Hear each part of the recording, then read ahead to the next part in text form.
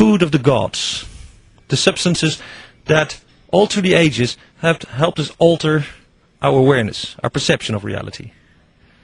Terence McKenna is a writer, a speaker, and in fact an activist. And what's your feeling when I say drugs?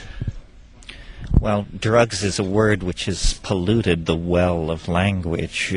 Part of the reason we have a drug problem is because we don't have an intelligent language to talk about substances, plants, psychedelic states of mind, sedative states of mind, states of amphetamine excitation.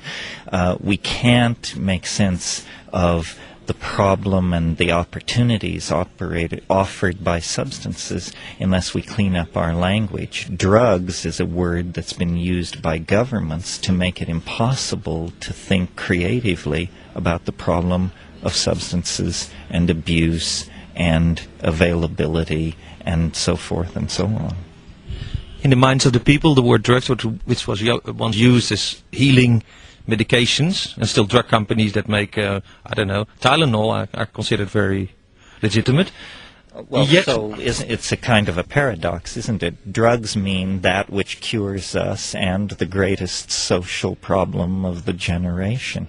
So there, right there, you see the schizophrenia involved in thinking about drugs. Apparently there are good drugs sanctioned by science and medicine, and bad drugs used by brown people in strange rites and growing in unusual plants in distant parts of the world. This kind of thinking, because it's naive, leads, of course, to social problems and bad politics and bad social policy. Your stance has been to at least look for what you call those strange plants and strange substances in strange places. You originally were a botanist, or you still are. Yes, and from the time I was very young, I was fascinated with the idea of extremely dramatic changes in consciousness from which one recovers after a few hours, induced by plants. And I discovered through the writing of Aldous Huxley and other people that this was a worldwide religious and cultural phenomenon that my own Catholic middle-class upbringing had completely overlooked and denied, and I've been fascinated with it ever since. You know, it's a bit like sexuality. It's something which the Calvinist intellect would just prefer didn't exist, but in fact the phenomenon of being human beings in animal bodies with a relationship to nature makes it important for us to address these altered states of consciousness and the plants, the substances, and the cultural institutions that come into being around these things.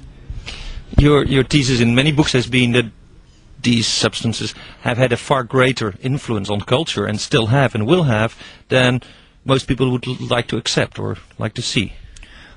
Yes, I mean, to my mind, human history is the story of one substance after another distorting or transforming human values and society. A perfect example would be sugar. Most people don't even think of sugar as a drug, and yet we may think cocaine distorted moral and political values in Latin America, but sugar brought back slavery. Slavery actually died with the Roman Empire. Nobody worked agricultural products with slaves in the Middle Ages. It wasn't until the early 1400s that the Portuguese began producing sugar, and they used up Jews and prisoners, and so then they started buying human beings from Arab traders, and the Pope was in on the deal, and everybody was in on the deal. I mean, this is drug corruption of the central institutions of society on a massive scale. But that has gone on till our days we have alcohol, we have tobacco. Well, this is my very point, that every society chooses a small number of substances, no matter how toxic, and enshrines them in its cultural values, then demonizes all other substances, and uses and then persecutes and launches witch hunts against those users whenever some political pretext requires witch hunts and persecutions. So it's an old game, and it's been played in many places. Hopefully, part of the advancement of society toward ideas of universal human rights and that sort of thing, it certainly must include the idea of the universal human right to take responsibility for and to alter your own state of consciousness as you see fit. I don't think we can even pretend that we are on the edge of a civilized dialogue until we grant that people's minds, like their bodies, must be a domain free from government control. In American law, we have the notion of life, liberty, and the pursuit of happiness. If the pursuit of happiness means anything, it must mean the right to use and experiment with substances and plants.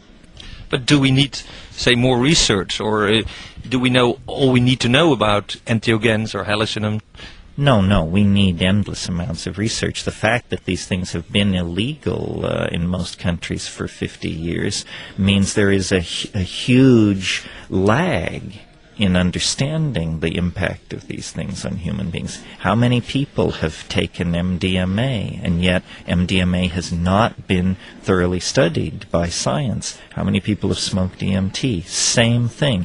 In a way, by making these drugs illegal, we're setting ourselves up for a potential catastrophe someday when some side effect is overlooked because the drugs were not rationally reviewed with an eye not toward keeping them out of the hands of the public, but with an eye toward public safety and educating the public in safe use of these things. The state should not, in the matter of drugs, any more than in the matter of sex, act as the secret agent for the agenda of the church. And that's what's happening. People want to stimulate themselves. They want to explore their consciousness. They want to sedate themselves. Who are we to stand in their way with a moral ideology and the long, heavy arm of the law to interfere with that? It distorts civilized values. But that's the bottom line. Drug repression distorts civilized values and political discourse. Many people emphasize the bad effects of using, I don't know, LSD, DMT. Do you think there are positive effects in general, and are there positive effects that are yet to be discovered? Well, yes. I mean, anyone who has actually been around people using psychedelics know they have tremendous therapeutic potential, tremendous potential to launch people into confrontations with aspects of their personality or their history that they are in denial of. The people who hold that these psychedelic substances have no application have very little actual personal experience with them. It's the old story of my mind is made up, don't confuse me with facts. Would psychology be further ahead? Would you have learned more about the way the human mind works on itself in an interaction with others if the research, say, on the use of LSD or ibogaine or many of these substances would have proceeded in an orderly and what you could call scientific way?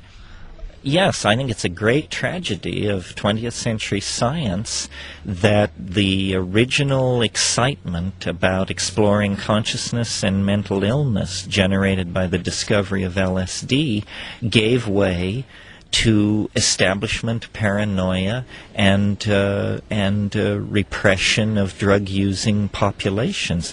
The excitement in psychology when LSD was first introduced was like the excitement in the physics community when the atom was smashed, and everybody thought, well, now we'll understand mental illness, schizophrenia, the memory, so forth and so on. And instead, the government lost its nerve because it saw that these substances have a potential for deprogramming people to institutional values.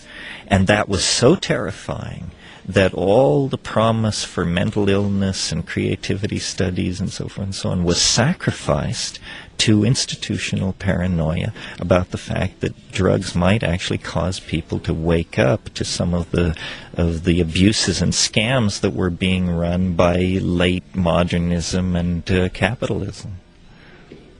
Clear. Thank you, Terence. Thank you.